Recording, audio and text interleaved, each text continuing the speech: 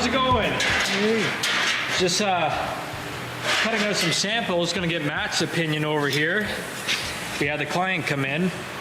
We got the engine bay cover all done. What do you think, Matt? What looks better? Little Mopar logo on there, or a Pentastar logo? The customer's thinking a Hellcat logo, but we got the Hellcat logo everywhere, so we're trying to incorporate some more stuff into it, but I think it's just simpler, right? A little bit cleaner, doesn't distract your eyes as much. I'm kind of leaning that way too. We'll go this route here. Yeah, we got the engine bay all mocked up here. This is the final rendering. Got the valve covers all welded, bolted from the underside. Got the grills in place that we custom cut out on the CNC plasma table. We got some countersunk bolts in here. We got a cover to cover up the coolant reservoir for the supercharger. This covers up the coolant cap over here. We got our hood pops in here. Boom, got full access. Looks good from the bottom side and from the top side. When you want to shut it, click, click, done. Just got to mold this in here. The client wants to see this all just kind of molded in. So I'm going to do that next, and that should be it for the engine cover. And then we can get this thing into body and paint.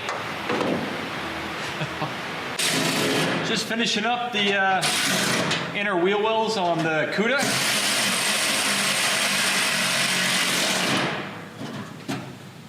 Everything's bolted in place now. Originally I had all my Clecos that were holding all the panels in temporarily, but got the wheels off, got everything fastened down, so we're one step closer to being done all the metal work. But I got that engine bay cover, the second rendition, all complete. So I'll lower the car down and I'll give you guys a little glimpse of what we got going on. There we have it, all complete. So I've gone ahead and molded in this kind of air intake cap, I guess we could call it. Basically hides the air intake and the bypass valve that's below the supercharger, so you don't see any wires. I got the drop down edge surround around the back all done. I got my notching done around all my hood pins. We have the hood pin pops all done. We got our quick release hinges on the back, and then I made a little stainless steel prop rod. So we're all done. So this is the factory Hellcat engine red eye. We're leaving everything factory. Heater lines, AC lines, the wiring for the fuse panel, coolant lines, everything is OEM. So the customer wanted it that way. So we created this engine cover basically to hide the messy engine bay. So when he wants to service this engine, he can get access to his oil, power steering, his brake fluid, windshield washer fluid, and then when he goes to the car show, he's got a show quality engine bay. So we did everything here in-house. These are supposed to mimic valve covers. We got venting because all the hot air is gonna come up. We're gonna cut out his rally hood scoops. That's gonna help draw all the air out and back beneath the cowl there. So I'm pretty happy with it. Everything clears the hood. I had to notch this coolant bottle. I was gonna notch the hood because it was hidden here, but I figured let me just notch that, give a bit of character. And now everything just clears. Plugging away on the Hellcat Cuda, and we're making some good progress. Basically, as you can see here, we have the Hellcat red eye motor and entire front K-frame assembly completely removed from the car. I'm just labeling and removing all of our coolant and AC lines. And now that the motor's out, we'll drop out the rear subframe, make some mounts for our rotisserie, and get this thing back into the body shop. So this Cuda's got a deadline of the first week of July, which is 3 months from now. So it's a pretty tight deadline, but we're gonna get all hands on deck and get this thing done for pretty much the end of August. So that's our goal, and I'm just gonna keep plugging away and chugging forward with it. But yeah, it was quite a bit of work to get this motor out.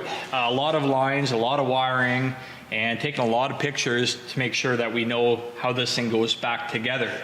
We have all of our inner wheel wells that are pretty specific how they kind of go inside the wheel wells. Everything on this, all the nut and bolts for the valence, you can only get at it a certain way. So I'm trying to take some video and picture of how everything goes together, because I know what's going to happen at the end of 3 months. I'm going to get thrown into this thing and we got to assemble it quickly, and other people are going to be jumping in to help out, and we got to know how it goes back together, or else we're not going to make that deadline. So that's where I'm at. We got the motor out. It's looking pretty good outside of the car, and we're one step away from the body shop. You can kind of see now that the motor's out of the car, all of the custom spindles that we had made out of, I think they're aircraft aluminum and polished, so these will accept the sensors, but you guys know all about that. Highly custom, nobody's done it yet. So this should allow our client to keep his traction control and all the other stuff that comes along with these sensors. So that's a pretty unique thing there, and I don't think anybody else has done this yet from all the Googling that we've done online. I think we're the first, but pretty high custom stuff right there that you won't even see when the car's all put back together. So Chris is gonna be getting the interior done in about a week. Everything's gonna get done on time. Now it's all coming out pretty easily because I've already had this motor out about 4 separate times.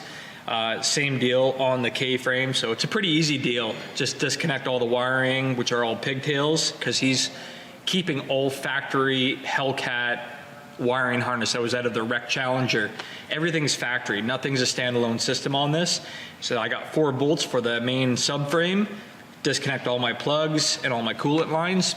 It's pretty straightforward, really. It's just a lot of wiring, a lot of hoses. So, but I love the Hellcat motor, so this is a dream to be doing this, so I don't mind it one bit.